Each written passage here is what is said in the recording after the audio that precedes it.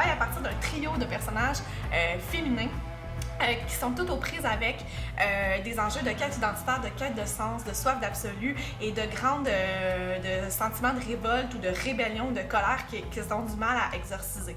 Donc, il y a le personnage de Jeanne, qui est une adolescente de 16 ans qui est très conscientisée socialement, mais qui se sent pognée. Il y a le personnage d'Inès, qui est sa mère, en fait, qui vient du Moyen-Orient, et puis qui est un mystérieux personnage dont je ne veux pas trop... Mais quand même, qui est dans qui était dans une relation de domination. Oui. Et qui cherchait aussi à exprimer une révolte. Oui, exactement. Puis là, maintenant, le personnage, le duo mère-fille sont dans une situation de totale incommunicabilité, en fait. C'est comme si elles vivaient en parallèle, chacune avec leur...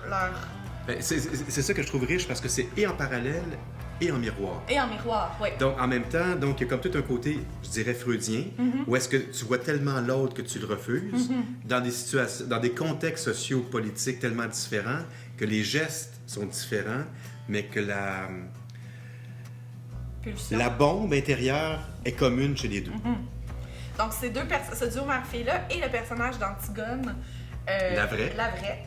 l'authentique Antigone de la tragédie de Sophocle il y a 2500 ans, qui, elle, est pognée aujourd'hui, en 2016, et qui ne sait pas comment partir, en fait, qui est pognée encore avec cette maudite colère-là, puis cette révolte-là, puis qui ne sait pas quoi en faire, puis qui ne sait pas comment partir. Fait que, à partir de ce trio féminin-là, on essaie d'embrasser ces thèmes-là.